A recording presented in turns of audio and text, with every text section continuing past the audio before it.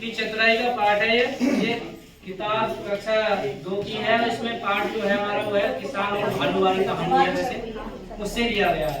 तो हमने क्या किया है, किसान का जो पाठ है वो कालांश के हिसाब से 2 कालांश या 3 कालांश जो होते हैं उसके हिसाब से 2 ही कालांश दर्शाए हमने।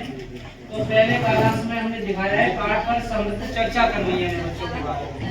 तो किसान क्या है, वो हमारे किसान के बारे में जो होती है उसके बारे में जानकारी बतानी है बच्चों को। तो बताओ बेटे, किसान के पास बैल होता है और फावड़ा होता है, यानी घर में खुरपी भी देखी होंगी।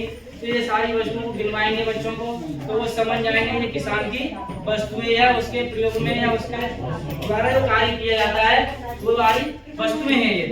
फिर बताएंगे उसके पास 2 बैल होते हैं, उन बैलों के लिए किसान जो है खेती में काम करता है। कुछ फावड़ा वगैरह जो वस्तुएं होती हैं उनसे काम करता है, फसलें उगाता है, और जो फसलें उगाई जाती है उनसे अन्न जो पैदा होता है वो हमारे लिए और शहरों में या अन्य कंपनियों में या कारखानों के लिए खाना के रूप में प्रयोग होता है। कुछ फल भी होते हैं, कुछ सब्जियां भी होती हैं, वो सब किससे प्राप्त होती हैं, खेती से प्राप्त होती हैं। तो ये खेती में जो हमें प्राप्त हो रही है वो चीजें वो सब किसान के माध्यम से मिल रही है हमें। अगर हम उसके बाद दूसरे पार्ट में हमने बताया है किसान की जो वस्तुएं हैं वो सारी वस्तुओं का हम इकट्ठे करते हैं, वो हमारे बच्चों को बताएंगे, दिखाएंगे, उन्हें बच्चे उनसे परिचित हो जाएंगे। और जब परिचित हो जाएंगे तो किसान की वस्तुएं और किसान की फसलों के बारे में चित्र के माध्यम से या जो किताबों में फिगर है उनके माध्यम से दर्शाएंगे।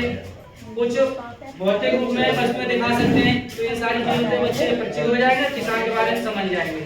और जो पाठ का मेन उनसे किसान की चतुराई दूसरों को बच्चों को हम नहीं पहुंचा पाएंगे, जो बच्चे 2 के स्थान को नहीं समझ पाएंगे। केवल बेस में ही जोड़ेंगे, सहज करेंगे बच्चों के लिए किसान के बारे में। बस यही।